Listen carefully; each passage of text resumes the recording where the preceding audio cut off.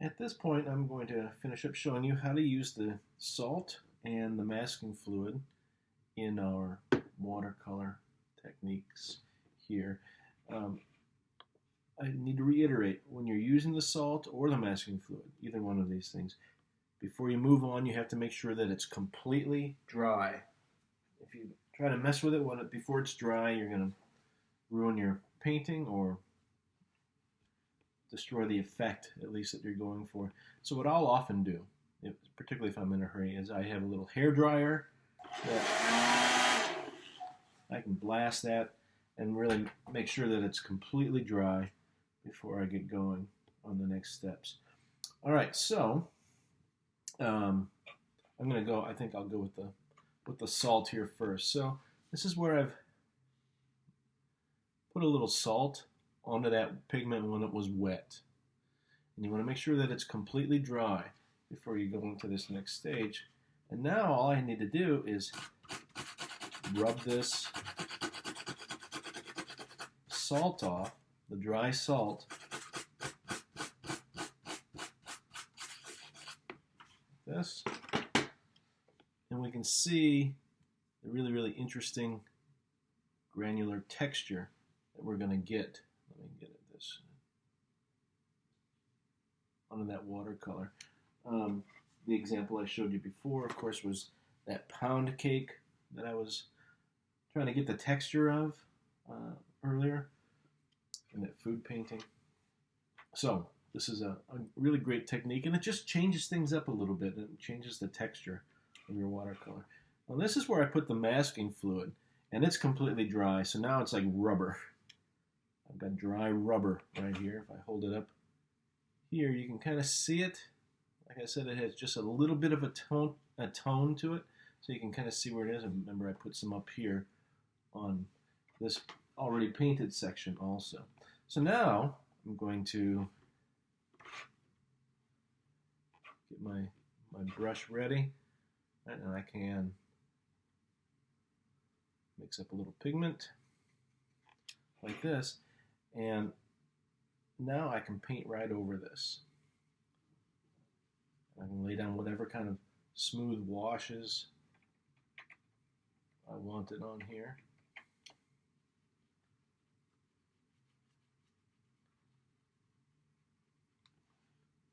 Right. So I'm laying down this wash over this area where I put that masking fluid. And I'm just, adding some color to it. Now up here is where I put it over already painted area. So now I'm going to come with a very dark color, perhaps, over this. So I can just come in with another wash.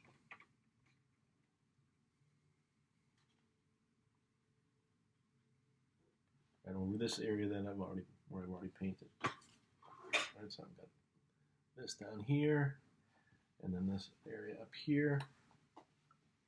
I want to dry that, so I'm going to get out my hair dryer.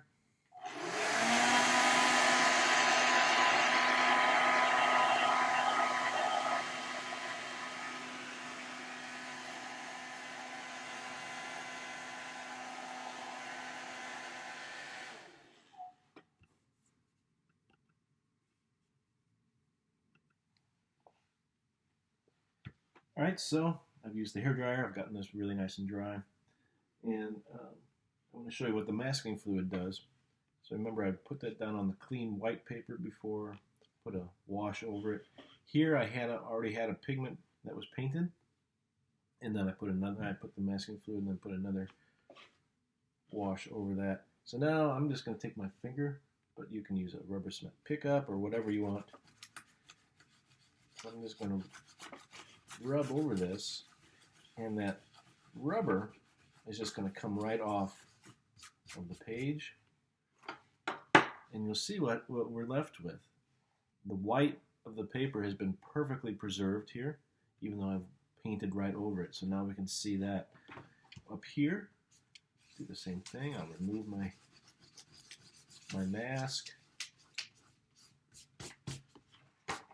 Right, and so now we can see that there's pigment underneath and then pigment on top, and this is preserved where I put that first coat of paint. So you can either have it come back and just keep the white paper, or you can put it over an area where you've already painted and bring that back. Now where I use this a lot are those little tiny places where I really want the pure white of the paper to show through, like maybe I'm painting a water scene and I want to hit some little highlights in the reflecting in the water, right? So then I might come in and just add little tiny dots of this masking fluid, paint the whole thing with watercolor. When it's all dry, remove those, and then I've got these really super bright highlights that'll pop out. The next little thing I want to show you here, just because it's fun, and we do have other interesting things that we can use, and this is called gum arabic. And gum arabic gives us a really interesting effect here. What it does is it helps the watercolor pigment kind of bleed in a really, really interesting way. So what I'm going to do here, let's see, I'm just going to paint a little area. So let's say I've got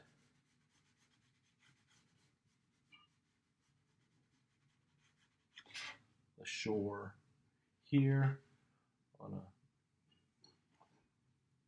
little lake, and I want to get some reflections going on in here. So maybe I'll add a little tiny bit of sky to this. All right, so I've got some sky going on in here. And then maybe I've got some trees. I'll take a small brush now.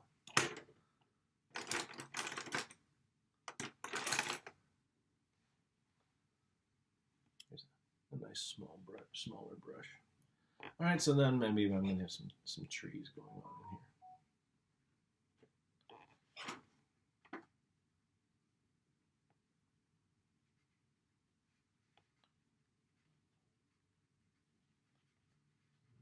So I've got just something like this.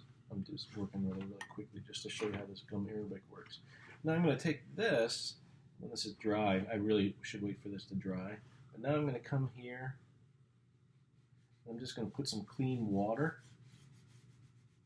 down on my paper.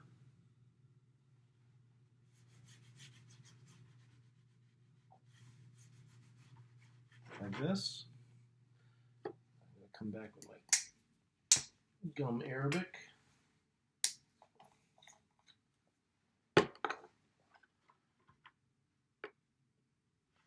I'm just going to brush some gum arabic into the water area that I had. And you can't see it, right?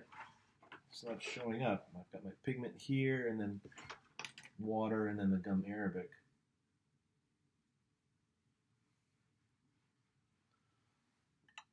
Then I can come back and watch what's going to happen here.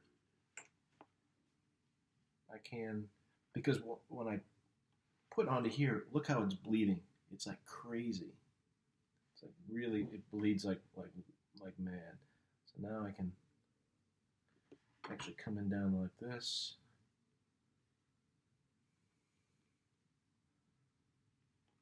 And create some really, really interesting effects like reflections, perhaps. There's lots of different ways in which you can use the gum arabic, but this is what I wanted to show you, is how it really makes this even much more than the water is going to do. See how it's bleeding out, and it gives us a really, really super feathery effect. So that's just another interesting thing that we can do.